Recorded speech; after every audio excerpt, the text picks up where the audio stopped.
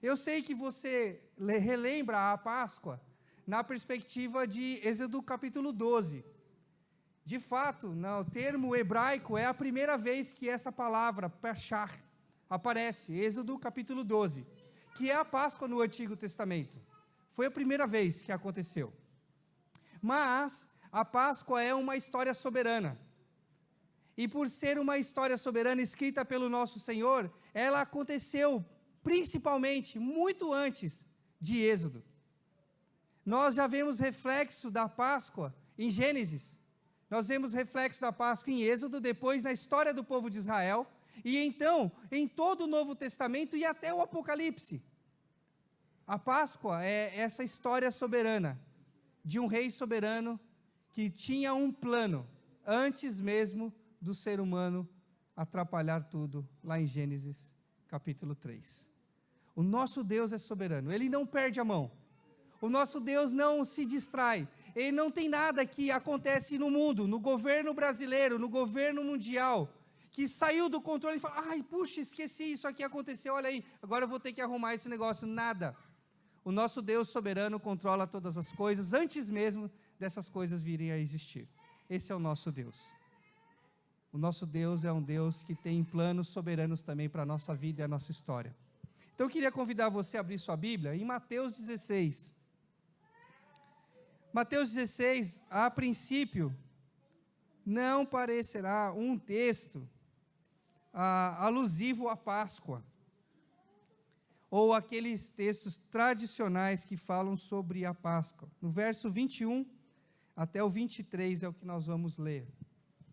Mas ele é muito interessante porque ele tem um termo grego que nós vamos ver no final, que faz todo sentido sobre essa introdução que a gente acabou de falar. Diz o seguinte, Mateus 16, do 21 ao 23. Desde esse tempo, começou Jesus a mostrar a seus discípulos que era necessário seguir para Jerusalém e sofrer muitas coisas dos anciãos, dos principais sacerdotes e dos escribas, ser morto e ressuscitado no terceiro dia. E Pedro, chamando-o à parte, começou a reprová-lo, dizendo, tem compaixão de ti, Senhor, isso de modo algum te acontecerá. Mas Jesus, voltando-se, disse a Pedro, arreda, Satanás, tu és para mim pedra de tropeço, porque não cogita das coisas de Deus, e sim das dos homens. É um texto muito intrigante.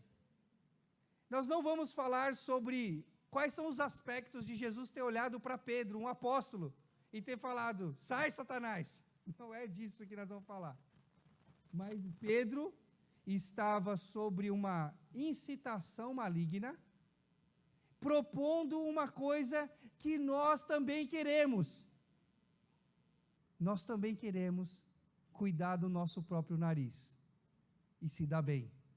Porque o enredo é que os discípulos viraram para Jesus e falaram, Senhor, tem compaixão do Senhor, não se expõe demais, que é esse negócio de sofrer, não vamos para lá não, vamos para um caminho melhor, tranquilo, suave.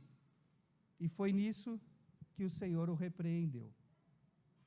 Quando nós olhamos a Páscoa, em Êxodo 12, nós vemos que a Páscoa de Êxodo 12, ela é só um reflexo do que tinha acontecido em Gênesis. Em Gênesis 3, o homem peca, ele come do fruto da árvore que o Senhor disse que não era para comer. Ele ofende o Senhor, desobedece a ordem. E então, é a primeira vez na Bíblia que uma cobertura é feita. Foi feita pelo homem. Não é a mesma palavra de Páscoa, mas é o mesmo sentido. O homem cose folhas e faz um cinto para cobrir, pôr por cima da sua vergonha. Então é a primeira vez que essa ideia de cobrir algo aparece na Bíblia. É o homem pegando folhas e cobrindo-se da sua vergonha. Coisa que nós fazemos até hoje. Pecadores que somos, descendentes de Adão, erramos, falhamos e nos distraímos com alguma coisa. Colocamos tipo folhas por cima do nosso erro, do nosso pecado e nos escondemos. Talvez seja o caso de você hoje. Com consciência culpada, distante do Senhor, lidando com as suas angústias e lutas, você prefere se esconder em alguma coisa. Trabalho, dinheiro, medo, bebida, droga, é um monte de coisa que são as folhas dessa época, da qual nós cobrimos a nossa vergonha e nos escondemos. Somos assim ainda.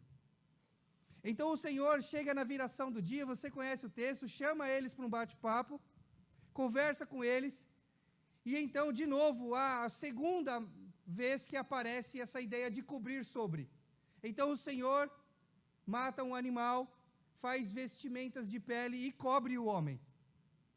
Então é a primeira vez que aparece um sacrifício sendo feito para cobrir agora o ser humano. E é muito interessante esse texto, não sei se você já estudou com calma, vale a pena. Então, enquanto o homem faz um cinto, uma pequena vestimenta, incapaz de protegê-lo todo, o termo que depois Moisés usa para dizer que o Senhor cobriu o homem é mais parecido com uma túnica. Então, cobre o homem o corpo todo. Então, essa é a primeira vez que nós olhamos a mensagem pressuposta da Páscoa sobre a história. É o Senhor colocando sobre o ser humano uma pele de um animal que derramou o seu sangue para cobrir a vergonha do pecado. Então a história de Gênesis continua. Então nós temos Abraão, temos Isaac, temos Jacó. Jacó sobe ao Egito. Nós temos a história do povo crescendo no Egito, e aí agora chorando profundamente, uma dor horrível da escravidão, e o Senhor envia um libertador, Moisés. Então na primeira cena, onde essa imagem ainda prematura da Páscoa aparece, o homem estava em profunda agonia, e ele precisava de um socorro, e o Senhor fez a cobertura. Agora o povo de Israel, ainda poucas pessoas perto do que se tornariam futuramente como nação, está em profunda agonia. E o Senhor diz: fala para eles matarem o animal, pegarem o sangue, passar sobre a porta, para que o anjo destruidor, quando ele passar por cima, ele não mate o primogênito dessa casa. Então a história se repete, o povo em profunda agonia, clama ao Senhor, um animal é morto, o sangue é passado para que o anjo destruidor, ao passar, passasse por cima. Tipo, cobrisse aquela casa com sangue. E Êxodo é assim. Então nós seguimos a história bíblica, e quando nós olhamos a história de Israel, somente nos períodos de cativeiro do povo de Israel, nós não temos muita noção do que eles fizeram com a Páscoa, como comemoraram a Páscoa. Mas é possível que, mesmo numa situação caseira pequena, eles lembravam deste dia. Não há registro nesse período, mas em toda a história nós percebemos o povo de Israel celebrando a Páscoa. Isso é tão interessante, porque nós olhamos Números, Deuteronômios, Josué, 2 Reis, Crônicas, Esdras, Ezequiel, todos esses textos, em vários períodos da história de Israel, a Páscoa é mencionada. Então eles vão guardando a Páscoa, lembrando desse dia de grande agonia, que o Senhor cobriu eles e os livrou, até o mundo do Novo Testamento. Então a gente chega em Lucas 2:41, e tem a narrativa dizendo: ora, anualmente iam seus pais, os pais de Jesus, para Jerusalém, para a festa da Páscoa. Então essa tradição foi amarrada em toda a história, de maneira soberana e graciosa, foi tudo amarrado, construído, e chegamos no Novo Testamento. Em João 18:39 diz o seguinte: era costume entre vós, o povo judeu ali da época, que se solte um prisioneiro em ocasião da Páscoa. Queres, pois, que eu solte o rei dos judeus? Perguntou Pilatos. Então essa história vem vindo, e ninguém consegue decifrar o sentido da palavra de Pilatos.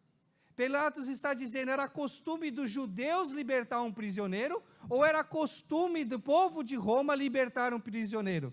Nós não sabemos, mas a imagem é enigmática e maravilhosa. Tem duas pessoas presas, uma delas vai sofrer uma profunda agonia e a outra ser livre. Sobre alguma delas, a condenação vai passar por cima e cair sobre o outro. E nós sabemos a história. A condenação passou por cima de um malfeitor, de um pecador, de um assassino, Barrabás. A condenação passou por cima. Se teve um cara de sorte no Novo Testamento, foi o Barrabás, meu. Ele não tinha chance nenhuma. Talvez a única chance dele era dele sobreviver até a Páscoa e chegar lá na frente e o outro cara ser pior que ele. Era a única chance dele. Você já pensou nisso? E a pessoa que ladeou com ele era perfeito. Talvez Barrabás, se soubesse da história de quem Jesus foi, que nós não sabemos quanto tempo ele ficou encarcerado, o quanto ele ouviu sobre os milagres de Jesus, sobre os ensinos de Jesus, mas vamos imaginar que ele ouviu alguma coisa, e aí ele aqui de um lado, o Pilatos aqui, e o Jesus do outro, ele falou, deu ruim, perdi, esse negócio vai passar sobre ele, e essa condenação vai pegar em mim, mas o soberano Senhor tinha outros planos. O plano do soberano Senhor era a condenação passar por cima de Barrabás e cair sobre o Filho de Deus. E então o Barrabás é livre. Quando nós olhamos tudo isso, percebemos a graça do Senhor em amarrar toda a história na história da Páscoa. No Éden, um animal é morto, seu sangue é derramado e cobriu-se o homem. No Êxodo, os israelitas em profunda agonia, um animal é morto, o sangue é passado sobre as umbrais da porta e o anjo passa por cima. Na história do Novo Testamento, a condenação passa por cima. E quando nós chegamos no Apocalipse, esse dia que nós, como cantamos, almejamos receber, ou estar, ou encontrar, ou que ele seja breve, o Cordeiro de Deus está no trono soberano.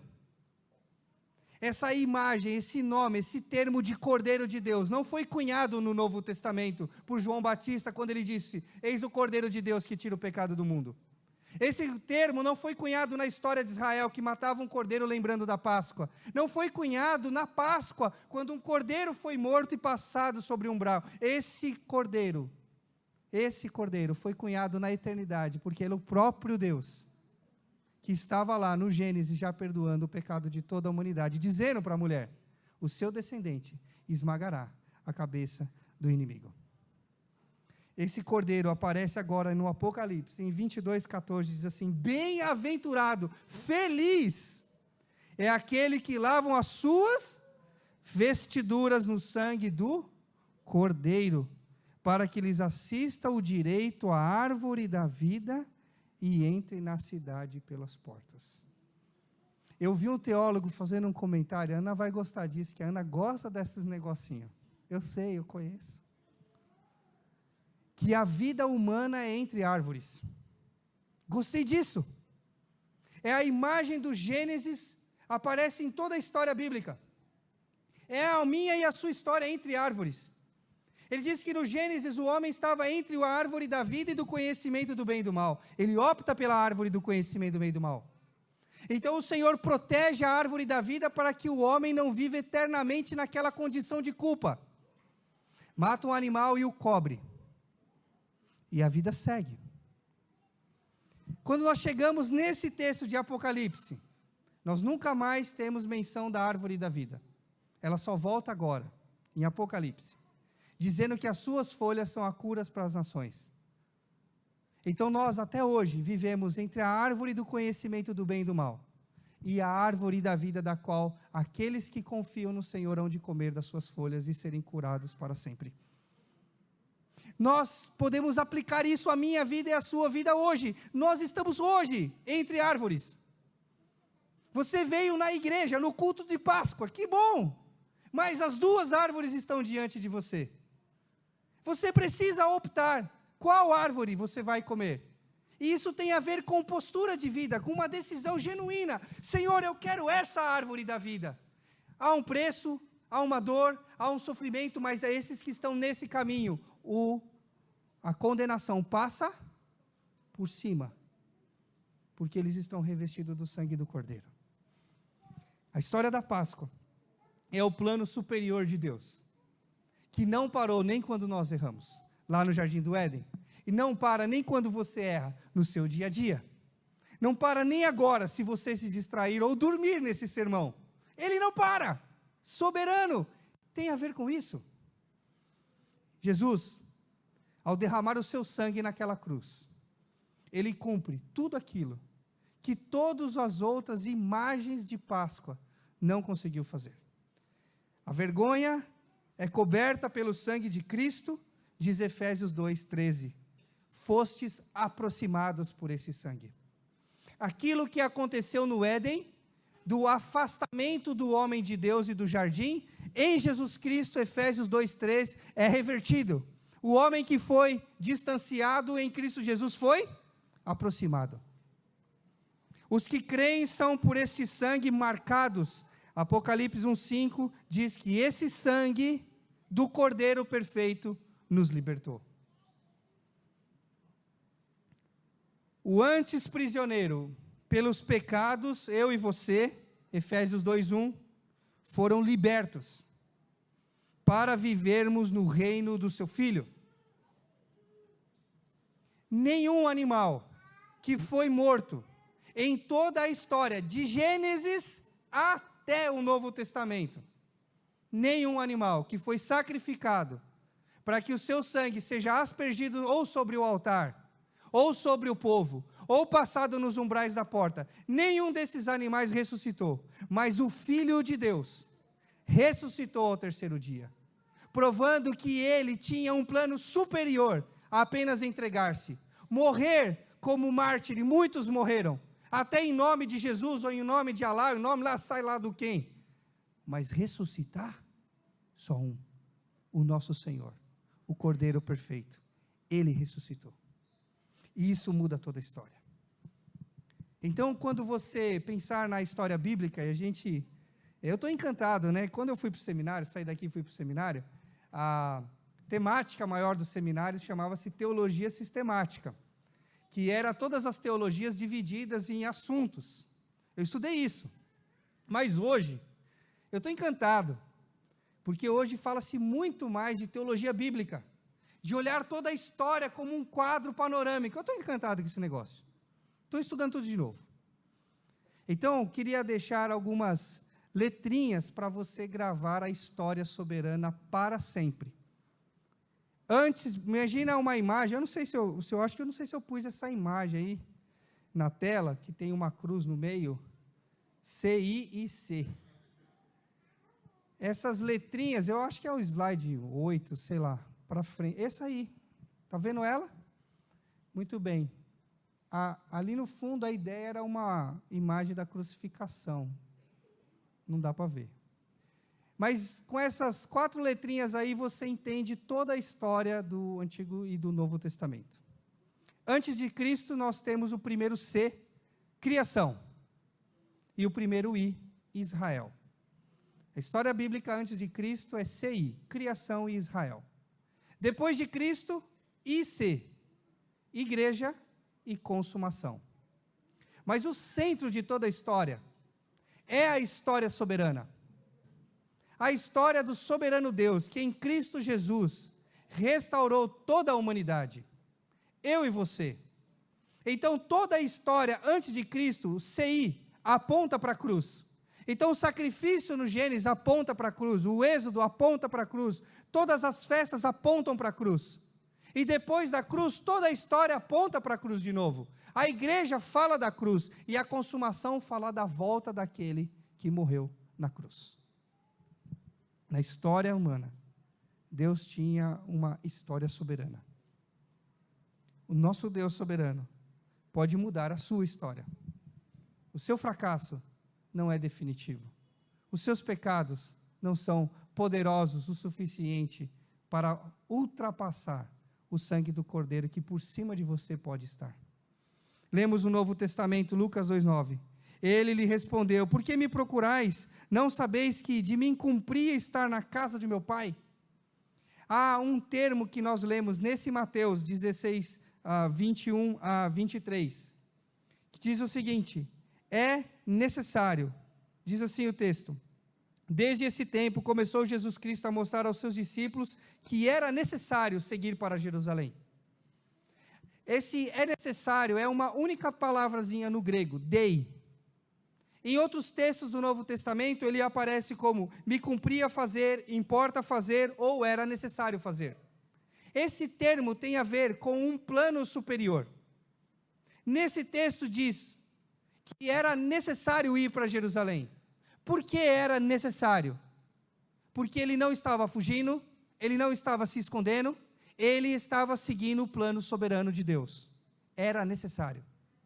Deixa eu dizer uma coisa para você. Talvez você não goste disso, não tem problema. Amanhã eu vou embora. Aí você briga com o pastor da igreja, Ferreira. Tudo bem.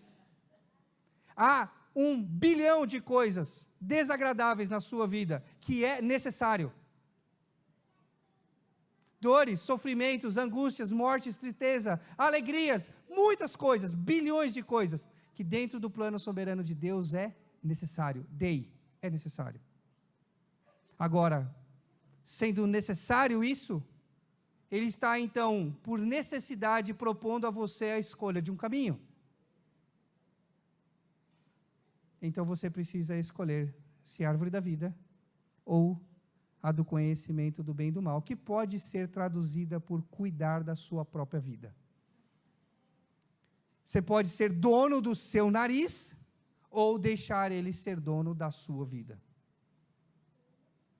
É necessário que algumas coisas aconteçam na minha vida e na sua vida, para que o Senhor cumpra o seu plano soberano.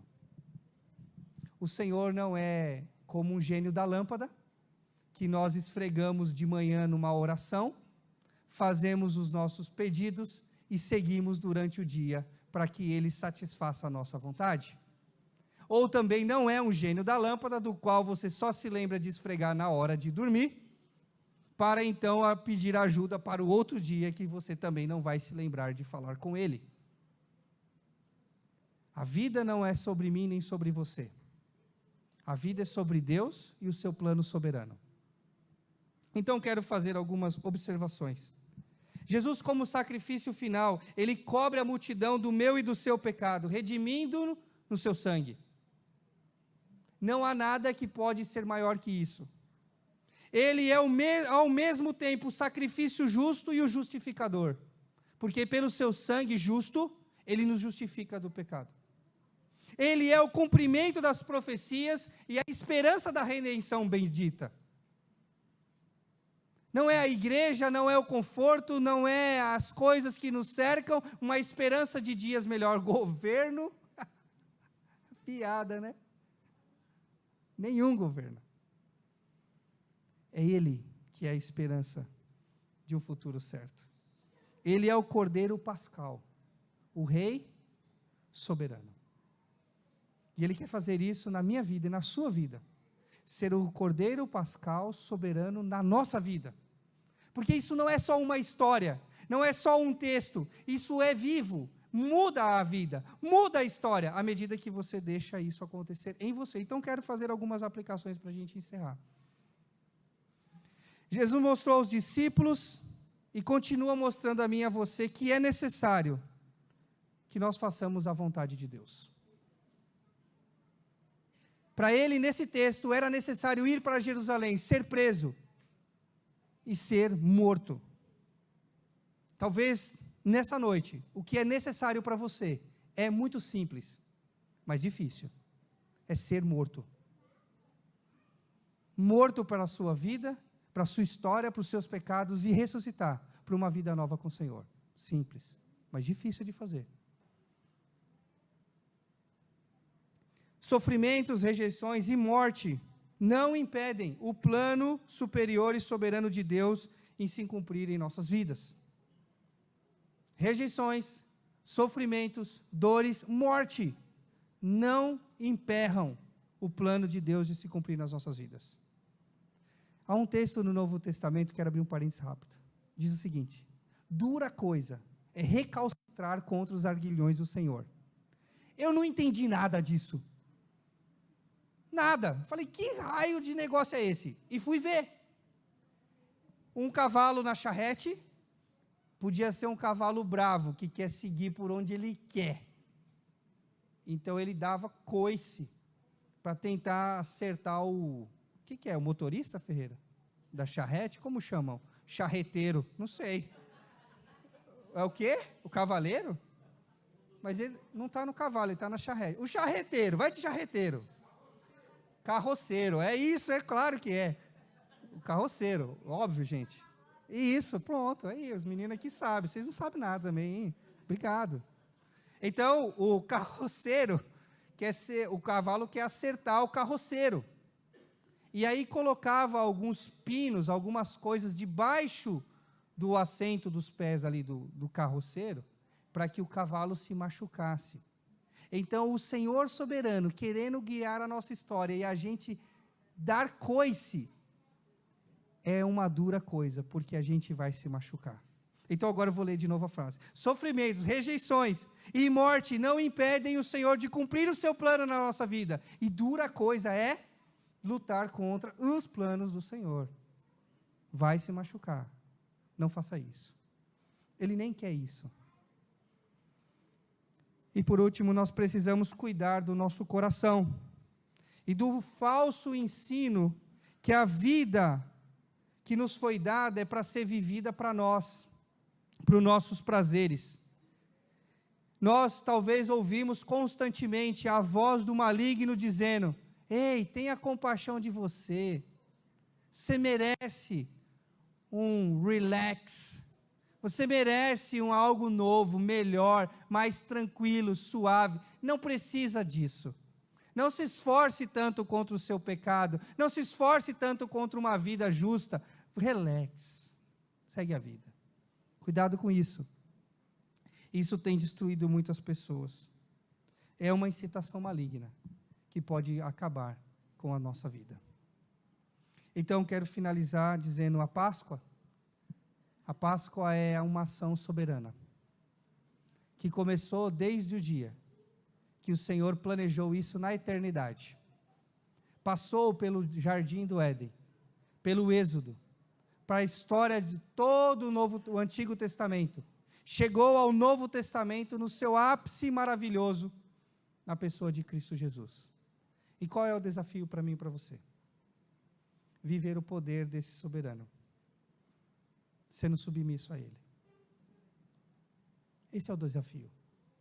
Escolher entre a árvore da vida. Escolher em que o sangue do Cordeiro passe sobre a nossa história. E é sobre isso que eu quero orar. Lembrando você dessa Páscoa soberana, que é a história de Deus, em toda a história humana, restaurando e redimindo o seu povo. Então eu queria convidar você a fechar os seus olhos. E de maneira muito prática e simples, quero fazer 2 desafios de oração. Queria muito que você orasse e prestasse atenção nos desafios, porque são simples de entender, mas talvez não são tão simples para se dobrar. O primeiro deles é: se você está aqui nessa noite e o sangue do Cordeiro não está sobre a sua vida, você não entregou a sua vida a Jesus ainda, eu gostaria que você fizesse isso nessa noite, de uma maneira muito simples, dizendo: Senhor Jesus, eu quero dar a minha vida ao Senhor. Derrama o teu sangue sobre a minha vida. Lava-me, marca-me. E isso vai mudar a sua história. Foi isso que mudou a minha história quando eu estava sentado ali atrás. É isso que você quer? que o sangue do Cordeiro seja colocado sobre você. Faz isso, nessa hora. Feche seus olhos e diga aí no seu coração: Senhor Jesus, eu quero entregar-me a Ti. Lava-me nesse sangue bendito e muda a minha história. O segundo desafio é para você que já fez isso, mas nitidamente reconhece nessa noite que está longe, que não está vivendo essa vida abundante que o Senhor dá nas Escrituras, não está caminhando em direção à árvore da vida, desistiu, ouviu a incitação maligna, e você está cuidando da sua vida, do seu nariz, fazendo do seu jeito, e por isso que você não consegue ter paz, não consegue ter sossego na sua alma, está distraído, está distante, está cheio de raiva e amargura e tristeza, ou sentimentos de culpa, depressão, mas hoje você quer voltar.